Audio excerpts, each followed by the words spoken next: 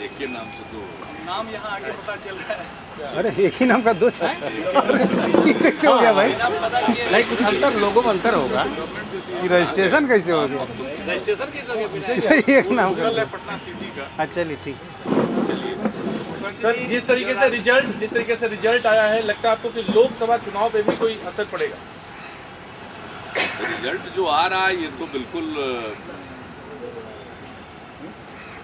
जो expected line जिसको कहते हैं उसी पर है। बीजेपी 2 राज्यों में जीत गई है।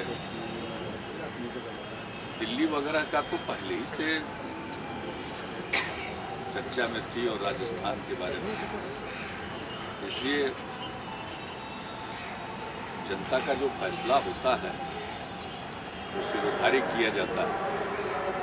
और जहाँ तक सवाल है कि इसका प्रभाव लोकसभा के चुनाव में, वो तो वक्त बताएगा। लोकसभा का चुनाव तो जो केंद्र सरकार का कामकाज है उस पर होगा, और मुझको नहीं लगता है कि 5 साल में कोई क्या किया है ये बहुत कुछ बतलाने की स्थिति में होंगे। बहरहाल अभी तो यही पता नहीं है कि चुनाव तुरंत होगा या अप्रैल महीने में होगा। 1.5 साल से चुनाव के ही कयास लगाए जा रहे हैं इस देश में, इसलिए लोकसभा के चुनाव अब वैसे भी समय पर भी होगा, तो अब ज़्यादा वक्त का 4 महीने का वक्त है। मुझको तो लगता है कि जो केंद्र की सरकार है अभी यूपीए गठबंधन की, एक तरह से अल्पमत की सरकार है और बमुश्किल इन्होंने बहुमत का जुगाड़ किया है। चुनाव में जाएंगे तो जनता इस बार नकारेगी, ऐसा दिख रहा है। लेकिन केंद्रीय मंत्री अभी से बहुत तेजी से लग गए हैं कार्यक्रमों के द्वारा, चुनाव प्रचार में, जनसभाओं में। ये चुनाव के टाइम में तो होता ही है। बिहार के हमारे माननीय मंत्री हैं, वो तो यहीं आजकल रहते ही हैं। तो चुनाव के टाइम में तो सबको मालूम है कि इस समय खूब शिलान्यास होता है, लेकिन वो तो चुनाव के टाइम में प्रगति का प्रतिवेदन जनता मांगेगी ना, कि पहले से जो सब शिलान्यास हुआ पड़ा था उसका क्या हुआ। 5 साल का मौका मिला, कितना काम करा पाए, ये तो जनता चुनाव में पूछेगी। शिलान्यास वगैरह तो सबको मालूम है कि चुनावी मौसम में शिलान्यास होता ही रहता है, और शिलान्यास करने में क्या लगता है, शिलान्यास करते जाइए। हम लोगों के टाइम में तो कमेंसमेंट ऑफ वर्क हम लोग करते थे, काम का शुभारंभ। अटल जी आए थे प्रधानमंत्री के रूप में, यहाँ से काम शुरू किया इन्होंने पटना में रेल पुल का, दीघा और पहलेजा के बीच में। देखिए आज तक नहीं बन पाया, इसको बन जाना चाहिए था, उसका टारगेट था। मुंगेर में काम शुरू हुआ, लेकिन कोई एक बड़ी परियोजना पूरा नहीं कर सके और जिसको पूरा करने का टारगेट निर्धारित, तो इसलिए शिलान्यास वगैरह का कोई खास मतलब नहीं। लेकिन ठीक है, शिलान्यास कर रहे तो अच्छा है, किसी बहाने हमारा भी प्रचार हो जाता है। मीटिंग में तो बाहर जाएंगे नहीं, हमको बिना कोसे हुए, जैसे ही हमको कोसते हैं मेरा काम चलता है। आप फ्यूज बल्ब कहते हैं, वो ट्रांसफार्मर कह रहे हैं। देखिए, हमने उनको कहा फ्यूज बल्ब, तो वो अपने को अधिक से अधिक ट्रांसफार्मर ही न बता रहे हैं, पावर हाउस नहीं ना है। तो खुद तो एडमिट कर लिए कि ट्रांसफार्मर का मतलब होता है वोल्टेज को घटाना पड़ा, तो खुद तो पावर है नहीं है, वो खुद स्वीकार कर लिया उन्होंने। अब जब खुद स्वीकार कर लिया तो क्या करना। पहले कहते थे कि उन्हीं के बल पर सब चीज़ है, यानी वो पावर हाउस है, वहीं से पावर निकलता है। आप कह रहे हैं अपने को ट्रांसफार्मर, तो जब अपने को ही वो ट्रांसफार्मर कह रहे हैं तब ज़्यादा कुछ कहने की ज़रूरत है नहीं। मुखर्जी जी, ये जो एनडीए नहीं होने की वजह से आपको लगता है कि ये हार हुआ, ये राजस्थान में हार हुई है, चाहे दिल्ली में, जैसे बिहार में एनडीए लड़ा उस तरह से वहाँ पर नहीं हुआ, ये भी एक वजह है? देखिए, अलग अलग राज्यों की स्थितियाँ भिन्न हैं, अलग अलग राज्यों की स्थितियाँ भिन्न है। बिहार में एक लंबे समय से जनता दल यूनाइटेड भारतीय जनता पार्टी का गठबंधन है, इसको हम यहाँ एनडीए के नाम से पुकारते हैं। अलग अलग राज्यों की अलग अलग स्थिति है और मैं नहीं समझता हूँ कि इसका इस प्रकार से सरलीकृत व्याख्या हम कर सकते हैं। मुझको ऐसा लगता है कि ये जो अंदेशा था, अंदाज था, उसी के आधार पर रिजल्ट आया है। कोई इसमें आश्चर्यजनक बात नहीं और ये कोई मामूली बात नहीं है कि छत्तीसगढ़ जैसे राज्य में भारतीय जनता पार्टी फिर से सरकार बनाने की स्थिति में आ गई, जीत गई। मध्य प्रदेश में अच्छा प्रदर्शन है, राजस्थान में थोड़ा जरूर दिखाई पड़ रहा है, लेकिन चारों तरफ से जो सूचनाएं आ रही थी उसके मुताबिक राजस्थान को सब लोग मानते भी थे और दिल्ली के बारे में तो कांग्रेस कोई ज़्यादा नहीं। अच्छा, इस नतीजे से एक बात ये आपको लगती है कि महंगाई और आतंकवाद का मुद्दा तो या दूसरे जो मुद्दे हैं, खास करके महंगाई, ये एक बहुत बड़ा मुद्दा है। वो तो जो लोकसभा का आम चुनाव होगा उसमें बहुत प्रमुख मुद्दा के रूप में रहेगा, बहुत प्रमुख मुद्दा के रूप में रहेगा। पुरानी सरकार जो एनडीए की थी, आदरणीय अटल जी के नेतृत्व में, उनके काम से जो अर्थव्यवस्था में तेजी आई उसका लाभ यूपीए की सरकार को मिला, लेकिन इनका अपने किसी काम के चलते कोई ऐसी बात नहीं हुई जिसमें देश तरक्की कर रहा हो, ये दिखाई पड़े या इसको साबित करने की स्थिति में होंगे। और चारों तरफ समाज में विभेद पैदा हुआ। तो ये सारे ऐसे मसले हैं और जिस प्रकार से अमेरिका के साथ केंद्र की सरकार का लगाव सामने आया, परमाणु करार को ही अपनी सबसे बड़ी उपलब्धि मानते हैं, जिस परमाणु करार के बारे में आम जनता को कोई खास दिलचस्पी ही नहीं है, उसकी बिजली पता नहीं कितने वर्षों के बाद आएगी और वो ऐसी चीज़ है कि जो अमेरिका खुद नहीं लगाता है। तो कुल मिलाकर इनके पास गिनाने के लिए कोई उपलब्धि नहीं, इसलिए जब लोकसभा का निर्वाचन होगा तो इनको ये पता चलेगा।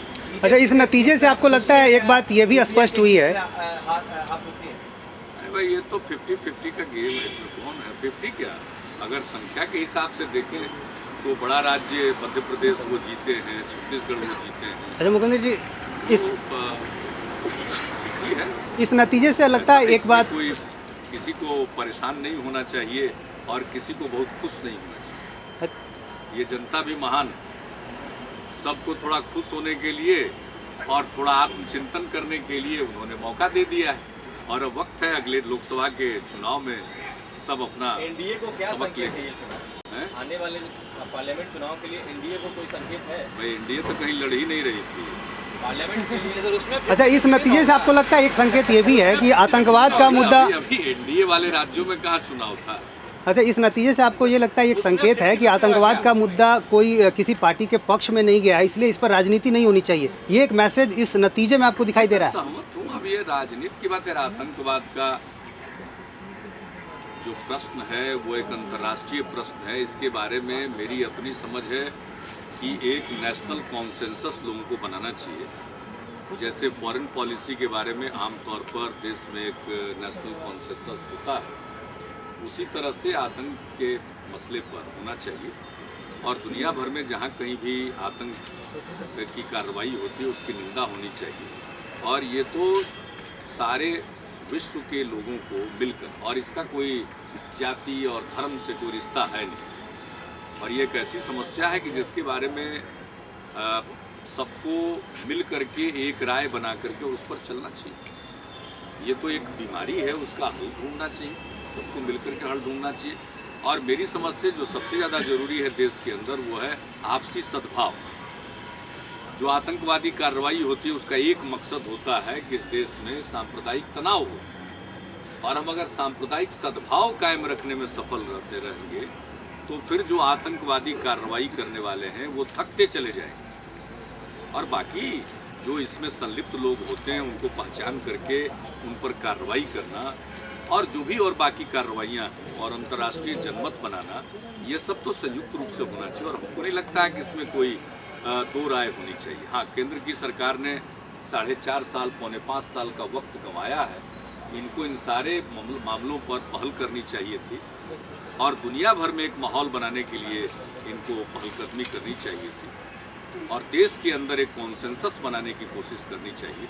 तो सरकार के नाते वो नहीं कर पाए, इसकी आलोचना उनकी हो, इस पक्ष की उनकी आलोचना हो। लेकिन कहीं कोई खास घटना होती है, उसके बारे में किसी को लाभ या किसी को नुकसान, ये मैं समझता हूँ कि कोई राजनीतिक दृष्टिकोण से ये बात उसको युक्ति संगत नहीं है। रेल नीर का दाम बढ़ा दिया गया, 12 रुपये कर दिया। अरे रेल नीर तो हम बनाएं कि रेलवे को फ़ायदा होगा और रेलवे में उसकी ज़रूरत को पूरा करेगा ये, और एक विश्वसनीय और अच्छा और शुद्ध बोतल बंद पानी लोगों को मिलेगा और रेल की ज़रूरतों को पूरा करने के बाद बाहर के बाज़ार में भी ये अपना स्थान बनाएगा। लेकिन हमारे बात को रेल नीर पर ध्यान दिया नहीं गया और अब तो दाम बढ़ा दिया ताकि और रेल नीर पर सीधा बैठ सर अपोजिशन क्या बात करते हैं? अपोजिशन रेल पर बात करने से क्या फायदा? अब तो बहुत जल्दी चुनाव है। अपोजिशन गायब रहा लगातार, अपोजिशन गायब रहा लगातार हाउस से। ये दुखद है, वो कोई मुद्दा नहीं बता सके कि क्यों गायब रहे। उन्होंने एक बात कही कि ये सत्र छूटा है, तो मैं इसको समझने में असफल हूँ कि ये सत्र छोटा करने वाले लोग अपने कार्यकाल के विंटर सेशन को देख लेते। समाचार पत्रों ने छाप दिया कि किस साल कितने दिन का सत्र हुआ। सरकार के पास जो बिजनेस था, जो काम था, उसके हिसाब से सत्र की अवधि प्रारंभिक तौर पर निर्धारित की गई। लेकिन हम लोगों ने साफ कहा कि और काम होगा तो हम सत्रावधि बढ़ाने के लिए तैयार हैं और जितने विषय पर चर्चा विपक्ष चाहता है हम उन सारे विषयों पर चर्चा के लिए तैयार हैं। तो सत्र की अवधि काम होने की स्थिति में बढ़ाने को तैयार है, हर विषय पर चर्चा के लिए तैयार है। तो इसके बाद सदन से बाहर रहने का उनका निर्णय मेरी समझ से कहीं से भी लॉजिकल नहीं है, तार्किक नहीं है और संसदीय लोकतंत्र को मजबूत करने वाला नहीं है। विपक्ष को रहना चाहिए और विपक्ष के रहने से एक वातावरण दूसरा होता है, हर विषय पर चर्चा होती है, उनकी भागीदारी होती है। इसलिए हम लोगों को तकलीफ है, लेकिन वो कोई कारण नहीं बता सके जो एक तार्किक कारण। मुझको ऐसा लगता है कि कारण कोई और होगा, रहने का मन नहीं होगा। क्या कारण हो सकते हैं, क्या लगता है? पता नहीं, अब यही बिहार में घूम रहे हैं, हो सकता है सबको इंगेज कर। सदन में इस तरह से गायब रहना आपको लगता है लोकतंत्र के लिए, तंत्र के परंपरा के लिए ठीक है? नहीं, सदन में रहना चाहिए, डिबेट में हिस्सा लेना चाहिए और तब जबकि सरकार हर चीज के लिए तैयार है, सदन की अवधि बढ़ाने के लिए तैयार, हर विषय पर चर्चा करने के लिए तैयार। भाई जो शुरू में सरकार की तरफ से सदन के सत्र के बारे में और कार्यक्रमों के बारे में निर्णय होता है, वो उनके पास जो काम उपलब्ध होता है उसके आधार पर होता है। तो हम लोगों के पास जो काम था उसके आधार पर सत्र की अवधि का निर्धारण हम लोगों ने किया। लेकिन एक बार जब सत्र प्रारंभ हो जाता है तो सदनों की जो कार्य मंत्रणा समिति है उसमें चर्चा होती है और उसमें ये बात सामने आती है कि नहीं काम और है, तो सत्रावधि बढ़ाने की बात होती है और सरकार तैयार थी। लेकिन उनको लगता है कि बहिष्कार के लिए बहिष्कार करना था उनको, इससे वो कोई मकसद हासिल नहीं कर सकते पूरा कर। और ये तार्किक बात है ही नहीं। एक दिन के लिए सेशन हुआ है, जो लोग बहिष्कार का नेतृत्व कर रहे हैं उनके कार्यकाल में रविवार को राज्यपाल महोदय का अभिभाषण कराया गया, सेशन शुरू हुआ, में तरह तरह की बातें हो गई और हम लोगों को कहते हैं, और हमारा कितना लंबा सत्र होता है, बजट सत्र, और हम 31 मार्च के पहले बजट पूरा पास करा दें।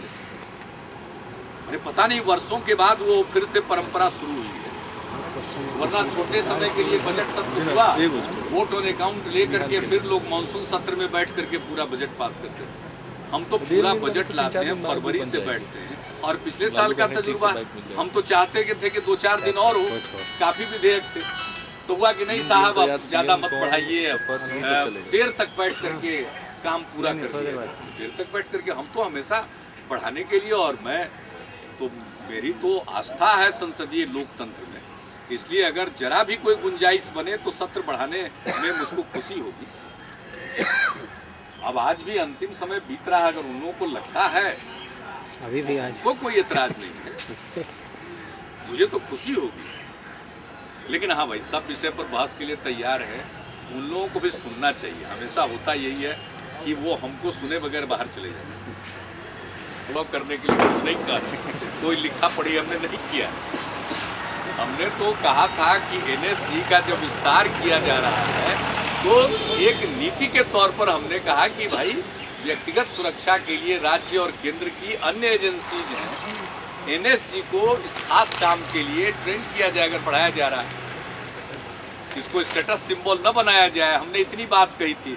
हमने तो न लालू जी का नाम लिया था न कुछ किया था। वो एनएसजी का गार्ड अपना दुगना करवा ले, हम लोगों को क्या एतराज है।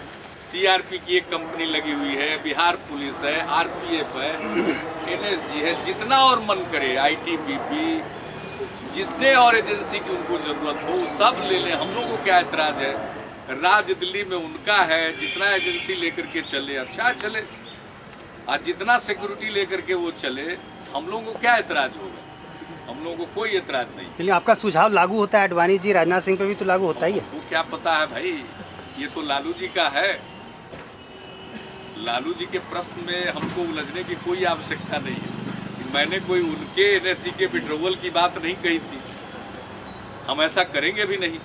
हमको मालूम है कि उनका प्राण बसता है उन्हीं सब चीज़ों में, तो कम से कम उनके इतने हिमायती हैं कि उनका माने वो सूखने न लगे, ये हम क्यों चाहेंगे। वो फले फूले और इसी प्रकार से प्लेटफॉर्म वगैरह का उद्घाटन करते रहें।